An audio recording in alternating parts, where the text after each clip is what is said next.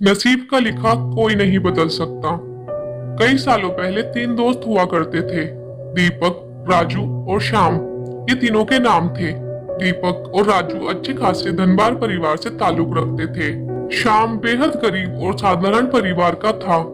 पैसों के मामलों में इतनी असमानताएं होने के बावजूद तीनों की दोस्ती ऐसी थी कि वह एक दूसरे के लिए कुछ भी करने के लिए तैयार हो जाते थे। दोनों धनवान दोस्तों ने अपने गरीब दोस्त की परिस्थिति बदलने के लिए उसकी कई बार मदद की थी, लेकिन उसकी परिस्थिति में कोई भी बदलाव नहीं होता था। वे कहते थे ना कि समय से पहले और नसीब से ज्यादा किसी को कुछ नहीं मिलता। बस ऐसा ही कुछ श्याम के साथ होता था। तीनों ही जवान हो गए। दोनों धनवान दोस्त अपना अपना व्यापार अच्छे से करने लगे और पहले से भी ज्यादा धनवान बनते चले गए। श्याम की हालत बद से बदतर होती गई। अपने दोस्त की बिगड़ती हुई हालत देखकर दीपक और राजू ने उसके लिए कुछ करने का फैसला किया। दोनों ने 100 सोने के सिक्के एक थैली में रखे और श्याम को देते हुए कहा, इनसे कोई व्यापार शुरू करो और पैसे कमाओ और अपनी गरीबी दूर करो। श्याम ने उन 200 सिक्कों में से 5 सिक्के घर खर्च के लिए निकाले और बाकी के 195 सिक्के अपनी पगड़ी में बांधकर शहर की तरफ जाने लगा, ताकि वहां जाकर व्यापार के लिए कुछ जरूरी चीजें ला सके।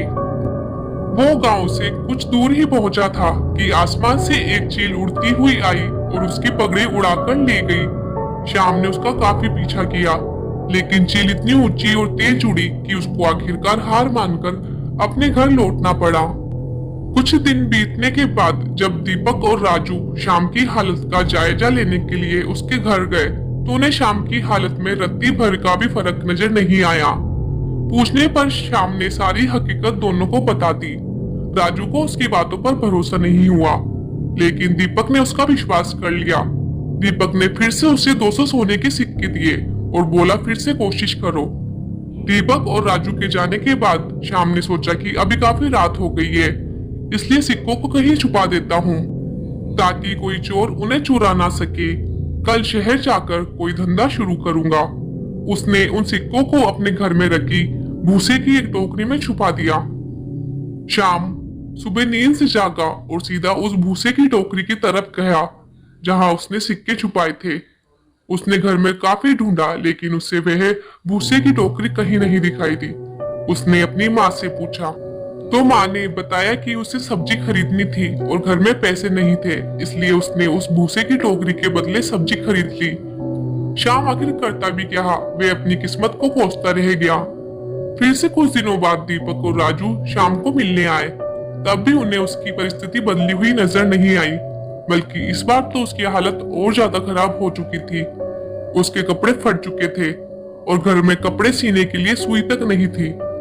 दीपक और राजू के पूछने से पहले ही श्याम ने अपने साथ हुई घटना के बारे में सब कुछ सच सच दोनों को बता दिया। वह बोला कि तुम लोग मेरी मदद करना छोड़ दो। अब तो मुझे भी लगता है कि मेरी किस्मत में धनवान बनना लिखा ही नहीं है। मेरी वजह से तुम्हारा भी काफी नुकसान होता रहता है।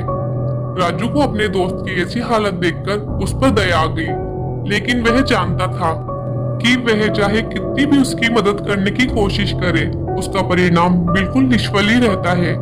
इसलिए वह तुरंत बाजार जाकर एक सुई खरीद कर लाया और उसने वह शाम को सुई दे दी। राजू और दीपक के जाने के बाद शाम ने अपनी माँ से कहकर अपने फटे कपड़े सिलवा लिए। उसी रोज उनके पड़ोस में रह रहे मछुआरे की बीबी उनके घर आई और सुई मांगने लगी। वह बोली, मेरे पति को मछलियां पकड़ने जाना है, लेकिन हमारा मछली पकड़ने का जाल कई जगह से फट चुका है। अगर आपके पास सुई है तो मेरी मदद कर दीजिए। इसके बदले में मैं आपको एक अच्छी सी मछली देकर जाऊंगी। शाम की माँ ने उस महिला को सुई दे दी। अगले दिन वह महिला एक बड़ी सी मछली के साथ उनके घर आई और उन्हें धन्यवाद देते हुए सुई और मछली उनको देकर चली गई। शाम की माँ ने जब मछली को पकाने के लिए काटना शुरू किया तो उसके पेट से चमकीला पत्थर निकला। शाम को पत्थर कीमती जान पड़ा, इसलिए वह जोहरी के पास जाकर उसकी जांच कराई तो वह बेहद कीमती हीरा था। उसको बेचकर शाम को 20,000 सोने की मोहरें मिल गई। इतने सारे पैसे उसकी गरीबी दूर करने के लिए काफी थे। उन पैसों से उसने अपने लिए एक अच्छा घर खरीदा और काफी सारी खेती करने लायक जमीन और एक बगीचा भी। साथ में कई सारी गाय भैंसे खरीद ली ताकि दूध का व्यापार शुरू कर सके। हमेशा की तरह कुछ दिनों बाद जब उसके दोनों दोस्त राजू और दीपक उससे मिलने आए तो उसकी बदली हुई परिस्थिति देखकर दोनों दंग रह गए। इस बार दीपक को श्याम की बातों पर भरोसा नहीं हो रहा था। उसे लग रहा था कि जरूर उसी के दिए पैसों से श्याम ने तरक्की की है, लेकिन वह बताना नहीं चाहता। लेकिन राजू को उसकी बात पर विश्वास हो गया था कि जरूर उस सुई की वजह से ही उसकी किस्मत बदली है। श्याम अपने दोनों दोस्तों को अपने खेतों में घुमाने ले गया और बाद में अपने बगीचे में। वहां पर कुछ बच्चे पहले से एक पेड़ पर चढ़कर फल तोड़ने की कोशिश कर रहे थे। बच्चों ने गलती से वहां पर एक पक्षी का घोंसला गिरा दिया।